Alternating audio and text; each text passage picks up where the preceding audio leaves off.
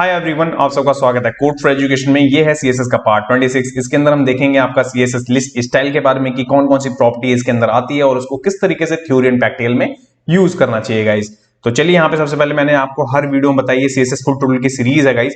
अगर आपकी कोई भी वीडियो मिस हो जाती है तो प्लेलिस्ट का लिंक आपको डिस्क्रिप्शन में मिलेगा, वहां जाके आप वीडियो देख भी सकते हैं। एंड आपको मेरी किसी वीडियो से रिलेटेड कोई डाउट होता है तो कमेंट करके अपने डाउट को पूछ भी सकते हैं। तो चलिए यहाँ पे सबसे पहले देखते हैं आपके स्टाइल लिस्ट के बारे में। तो स्टाइल लिस्ट के लिए मैंने यहाँ पे एक छोटा सा इंट्रोडक्शन रखा है, इसको पहले रीड कर लेते हैं और समझ लेते हैं इसको अच्छे से।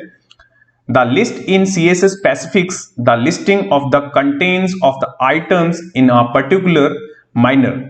Example, it can either be originated orderly or unordered way. Simple हमारे पास में जब हम लिस्ट बनाते हैं तो हमारे पास में दो ऑप्शन होते हैं जो कि मैंने आपको HTML की सीरीज में पढ़ाया था। OL जिसे हम ऑर्डर लिस्ट कहते हैं और एक होता है हमारा अनऑर्डर लिस्ट, ठीक है। Which helps to make a clean web page. It can be used to arrange the hug with a variant of the content as they are flexible, easy to manage. The default style for the list is borderless. इस वाली line में आप समझ गए कि हमारे पास में दो वे होते हैं, उसके अंदर जो जो चीजें होती हैं यूएल के अंदर वो मैंने आपको ऑलरेडी बता रखे हैं कि वहां पे हम स्टाइल लगा सकते हैं, आपके उसको कलर कर सकते हैं, ठीक है, फॉर्मेट बदल सकते हैं, ये सारी चीजें। तो बाय डिफॉल्ट वो कैसा दिखता है, बाय डिफॉल्ट वो डॉटेड के साथ में दिखेगा या स्क्वायर के साथ में दिखेगा, ये सारी चीजें आप कर सकते हैं, ठीक है। तो डॉटेड दिखता है पहले बाय डिफॉल्ट, बट आप उसे स्क्वायर बनाना चाहते हैं एज एग्जांपल, जैसे यहाँ पे आप देख पा रहे हैं। तो यहाँ पे कुछ इस तरीके से इसकी प्रॉपर्टीज बनेंगी, कैसे वो समझना बहुत इंपॉर्टेंट है। तो देखिए नेक्स्ट, अगर मैं आपको नेक्स्ट स्लाइड में दिखाऊं तो नेक्स्ट स्लाइड में हमारे पास में मिलता है CSS list style properties. Okay, इसके अंदर हमारे को मिलते हैं आपकी लिस्ट स्टाइल इमेज। अगर आप आइकन लगाना चाहते हैं, इमेज लगाना चाहते हैं, वो कैसे होगा वो भी देखेंगे हम। लिस्ट स्टाइल पोजीशन, कि पोजीशन के अंदर कौन कौन सी प्रॉपर्टीज होती हैं वो। एंड देन उसके बाद है आपका टाइप। ओके, अगर आप शॉर्ट हैंड प्रॉपर्टी यूज करना चाहते हैं तो वो हमारे को मिलती है लिस्ट स्टाइल। दैट्स वाई मैं आपको यहां जो आप हेडिंग देख रहे हैं वो लिस्ट स्टाइल की है, वो शॉर्ट हैंड प्रॉपर्टी है।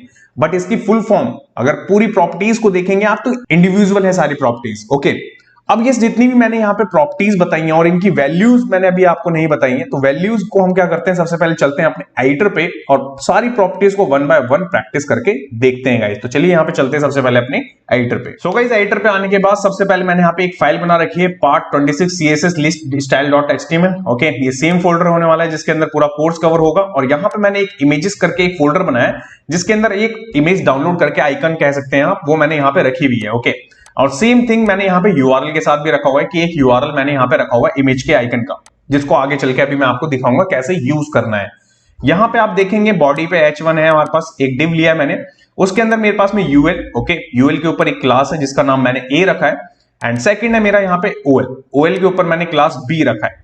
इन दोनों को यहाँ पे हम चेंज करने वाले हैं और आपको मैं बताऊंगा किस तरीके से प्रॉपर्टीज को यूज करना है।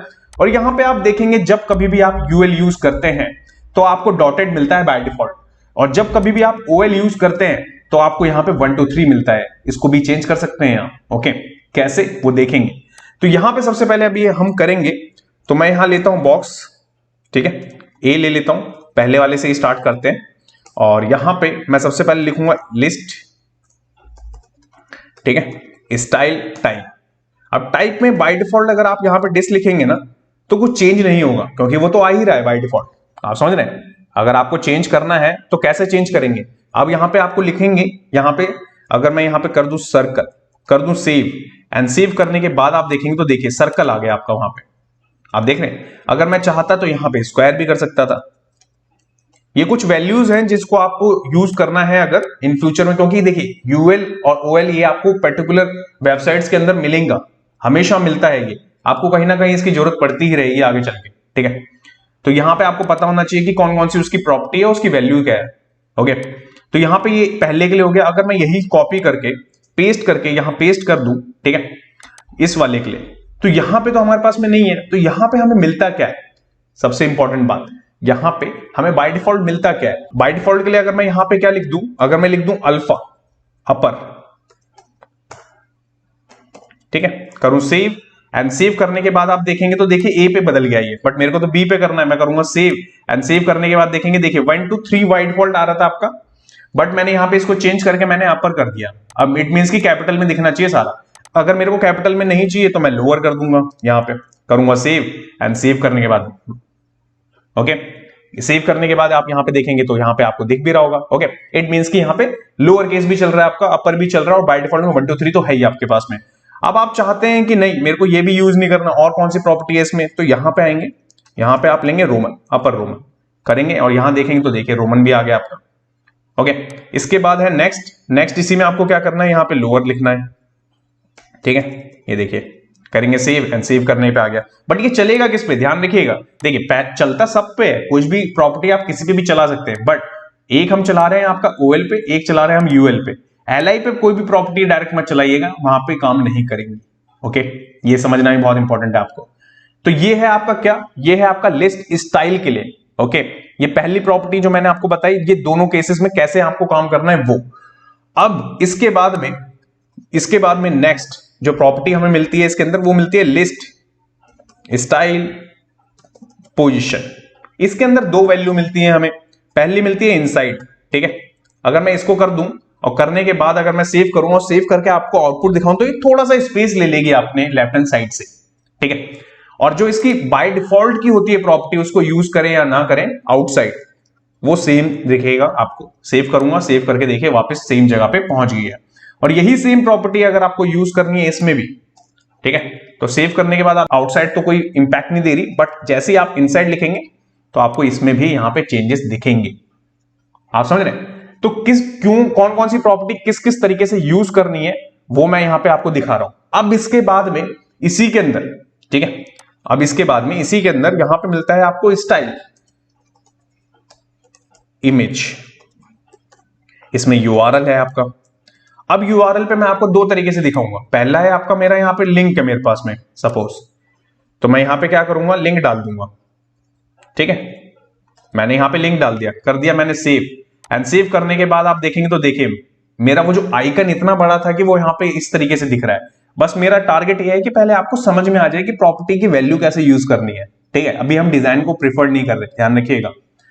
तो यहां पे आइकन आ गया। अब यही आइकन क्या मेरे इस वाले पे भी चलेगा? मैं करूंगा कॉपी, करूंगा पेस्ट, करूंगा सेव, एंड सेव करने के बाद देखूंगा तो यस, ये तो यहां पे भी चल रहा है।